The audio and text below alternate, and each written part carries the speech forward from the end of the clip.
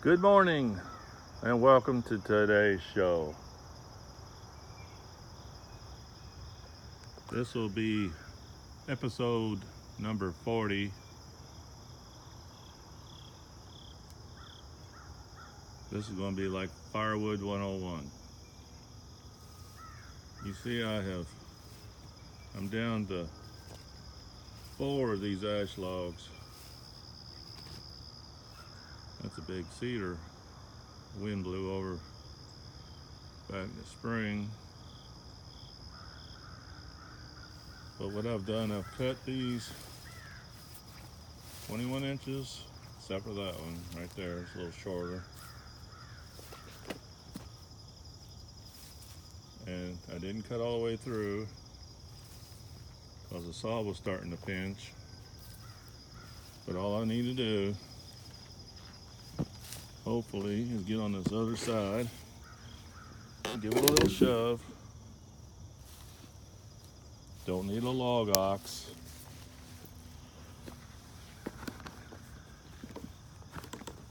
Where I can see the other side here, and I can get on through.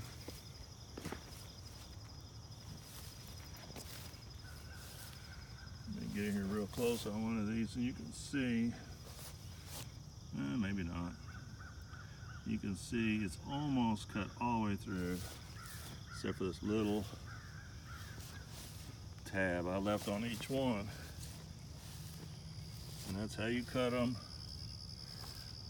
to keep your saw from getting pinched in there. Let me go ahead and separate these and I'll be back.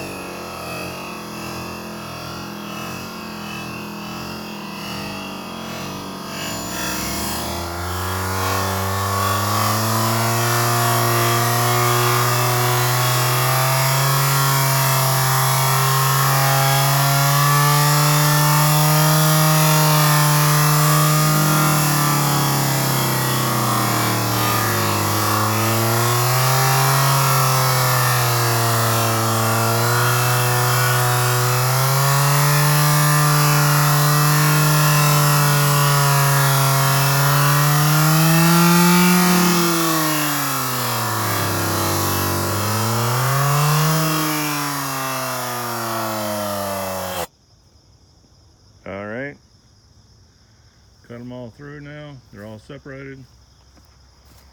Just gotta roll them over here toward the log splitter out of the way.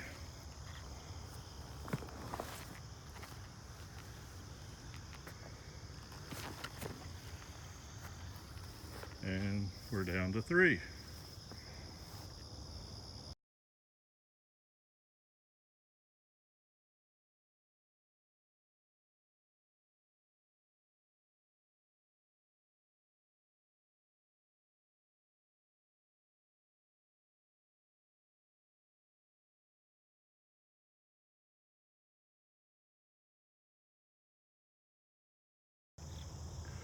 You'll notice some of these trees, well, they're not trees anymore, but the ones that have bark on them, I think have not been dead as long as these other ones here with no bark.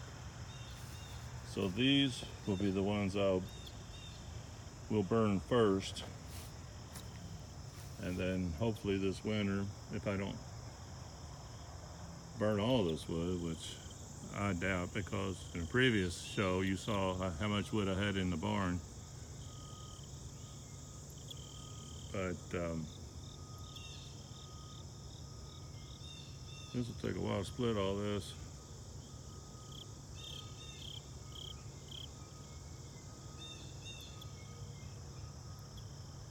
But I think this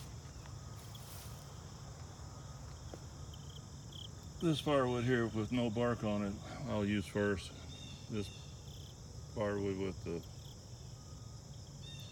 bark on it, even though the tree's dead, it's been dead, it's a little green on the inside. It'll take some drying out. But you can see over here I did the same thing. I cut the log almost all the way through, then I rolled it over and finished cutting it, because you don't want to get your bar and chain down in the dirt, because that will dull it quicker than anything.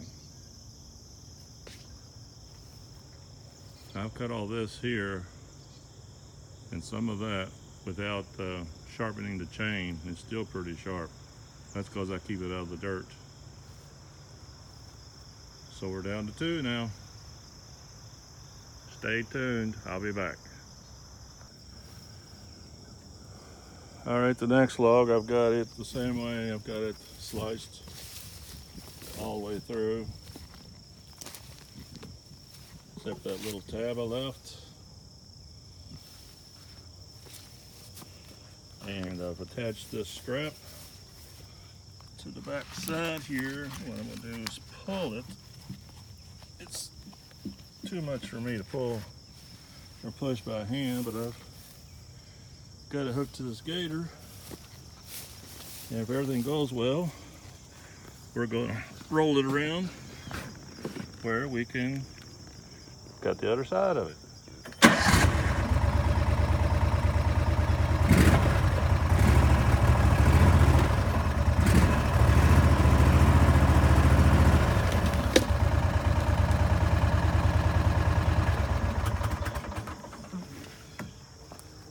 Well, that wasn't too bad. As you can see, that one cracked right there. That might be rotten, right? That's a good thing we cut these trees down when we did, because this is cracked away from the cut. Cut's here, and I just heard it crack right here. So another windstorm, this tree may have fell down on the fell down on the electric wires or the house. But you see, I've got it. All I gotta do now is zip through this side, and then we're down to 1, and that's only about 10-11 inches round, so that one ought to go pretty quick. So let me do this, and I'll be back. Well, I had to fill it up before I could get started. But a little trick I do is I'm filling the oil up, which is the black cap on this CS352 Echo. But I spilled a little on the bar as I'm filling it up. And that's just some extra lubrication. Just a little trick I learned. And another thing, if you use these shackles,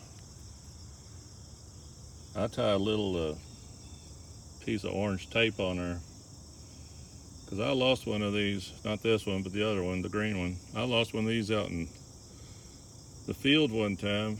It fell off the tractor, and it was lost for like 4 months, and I finally found it. And I never thought I would, because the other one is green, and it just blends right in with this green stuff down here. That's a little tip. If you have small, which is a pretty good size shackle, but if you have small things you use outside, keep them just loose on your tractor or four-wheeler or whatever. And if it was ever to lose them, that orange tape really stands out. Even in an orange milk crate, it stands out. But that's a couple little tips. I think this tip here, putting a little extra oil in the bar, really extend the life of it. But that's enough chit chat. I mean, let me finish this up, and I don't know if I'll split any today or not, but I may. All right, let me show you this crack.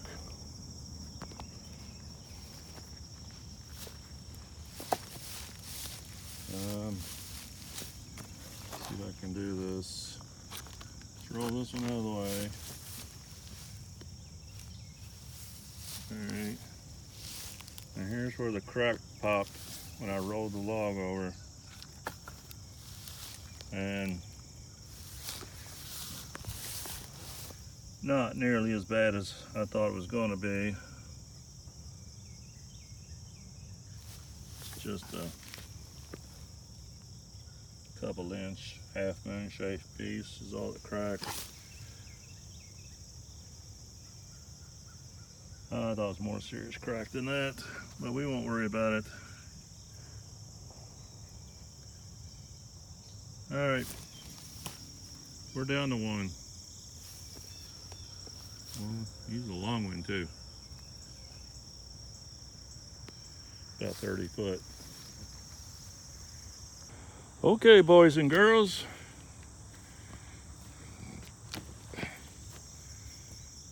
Got it all cut up.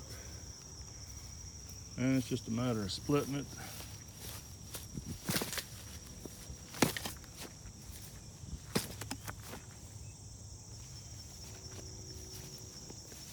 Easy peasy. Once it's done. I've still got a long time splitting wood here though.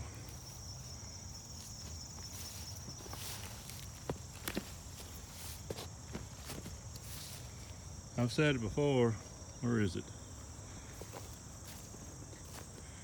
If you're looking for a chainsaw that'll cut little stuff, big stuff, you can't beat these Echoes. This one's a CS 352. It's my third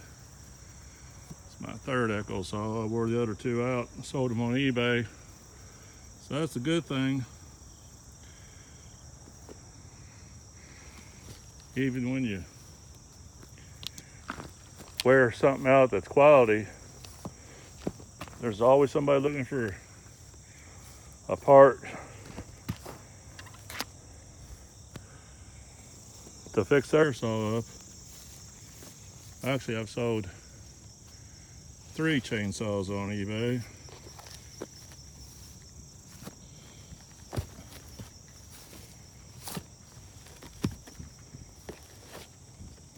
Echo saws, they last a long time.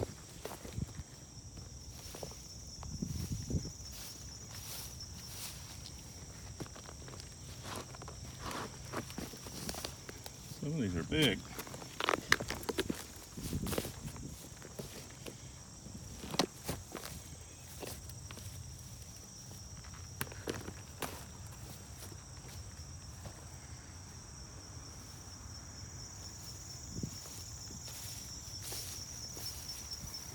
So I'm gonna leave this firewood outside. I'm gonna stack it all right there together. Here in Kentucky, September and October are the 2 driest months. So I'm gonna let it sit out here until about the end of October, and I'm gonna cover it. Let me take you over here and show you. I used to drive a big truck. Oh, I think that was a mouse. I've got these tarps here, and I'll cover all this up with a tarp, keep it dry this winter, because we do get a lot of rain,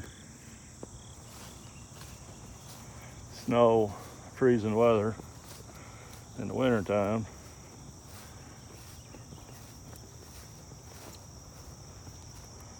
But that's the plan for now. Hopefully this wood will last me. That one's kind of stuck together. Break it here in a minute.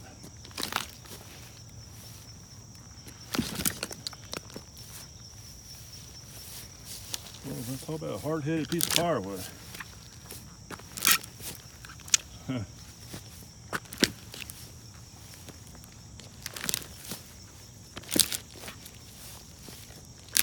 There it goes.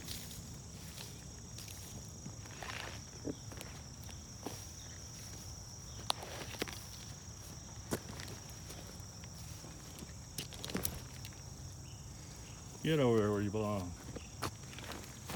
There we go. But I'll pick these, I'll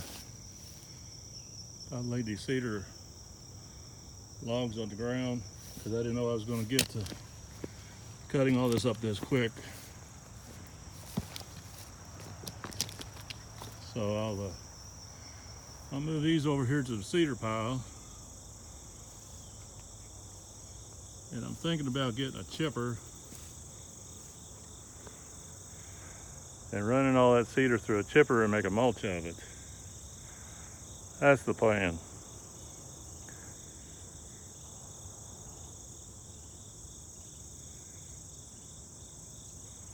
The pond is good and clear today.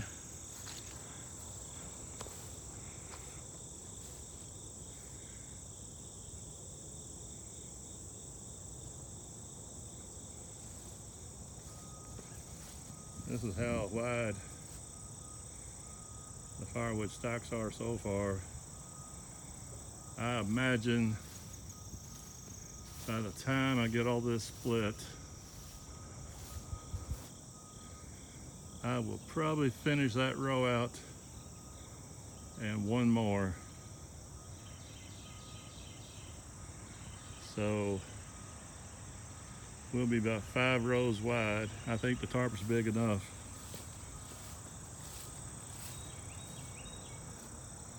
Or mostly big enough to cover all that.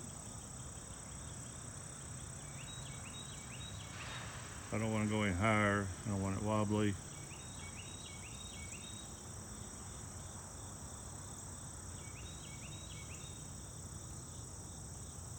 But that's it for now.